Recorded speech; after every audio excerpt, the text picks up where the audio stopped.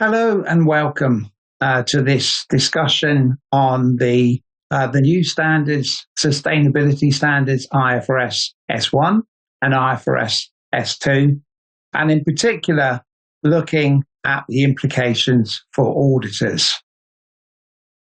My name is Wayne Bartlett. I'm looking forward to discussing these issues with you.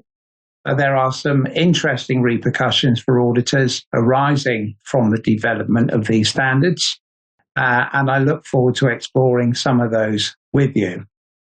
Of course, nothing is a substitute for experience, and as you go about your business as an auditor and start to look at sustainability standards like IFRS S1 and IFRS S2, you will no doubt develop your own experience and you'll get your own sense of the challenges which these standards create for auditors. So just a brief introduction to what we're going to be covering today. So we're going to have a little bit of background as a discussion to begin with. As you will be well aware, these are new developments both in the accounting world and by definition, therefore, in the auditing world too. So we're going to spend a little bit of time looking at the background to what's created the drive for these standards. And then we're going to look in more detail at the first two sustainability standards which have been released.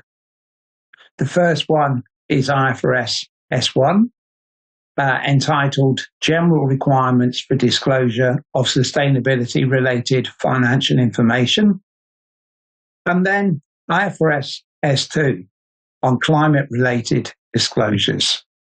So that's a brief framework within which we are going to explore things. And let's begin then with actually reminding ourselves of what we're trying to achieve here. So what I'd like to do today is to outline, first of all, the main requirements of IFRS S1 and IFRS S2. It's important, obviously, that I don't assume that everybody has a detailed knowledge of these standards. So I will be going over some of the main points which are covered by the standards. And then we will look in more detail at the audit implications of both of these standards.